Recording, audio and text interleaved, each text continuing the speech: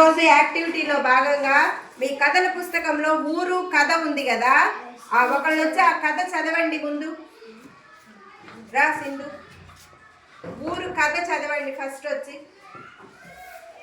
అమెరికాలో ఇద్దరు స్నేహితులు ఉండేవారు. ఒక అమ్మాయి పేరు సౌజన్య. ఆమెది ఆంధ్రప్రదేశ్ రాష్ట్రంలోని ఒక పల్లెటూరు. ఇంకొక అమ్మాయిది అమెరికా. ఈమె పేరు సిరి. ఈమెకి తెలుగు మాట్లాడడం వచ్చు.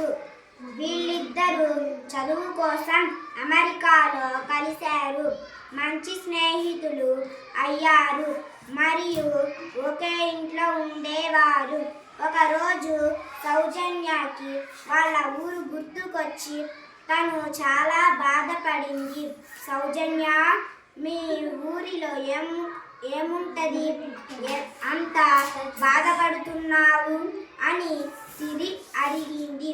అప్పుడు సౌజన్య, నీవు పట్టణంలో పుట్టి పెరిగావు, మీకు మా పల్లెటూర్ల గురించి ఏం తెలుసు?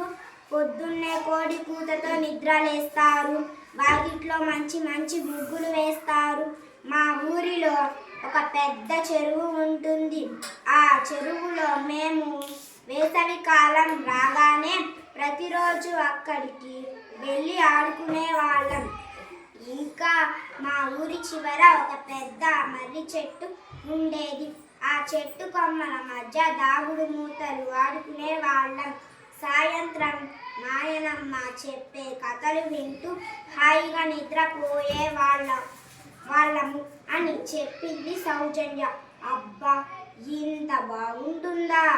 నువ్వు చెప్తూ ఉంటే నా కళ్ళల్లో అవన్నీ తిరుగుతున్నాయి అని అన్నది సిరి.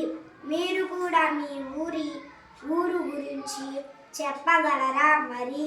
Very good. ఇప్పుడు కథ విన్నారు కదా, ఊరు కదా. మరి మీ ఊరు గురించి కూడా ఎవరైనా చెప్పాలి, మీ ఊరి గురించి. ఓకే. నా పేరు స్కైల. మా ఊరి పేరు ఎల్లమంద. మా నర్సరావుపేట మండలం, పల్నాడు జిల్లా. మా ఊళ్ళో మంచినీటి చెరువు ఉంది. మా ఊళ్ళో ఒక ప్రాథమిక పాఠశాల ఉంది. అందులో మేము అందరము చదువుకుంటాం, ఆటలు ఆడుకుంటాం. రైతులు పంటలు పండిస్తారు. ఎక్కువగా పచ్చని చెట్లు ఉంటాయి, పచ్చని పొలాలు ఉంటాయి. మా ఊర్లో ఒక ఆలయం ఉంది. ప్రతి సంవత్సరం మేము క్రిస్మస్ అదే ఆలయంలో జరుపుకుంటాం. అందుకే మా ఊరంటే నాకు చాలా ఇష్టం. Very good.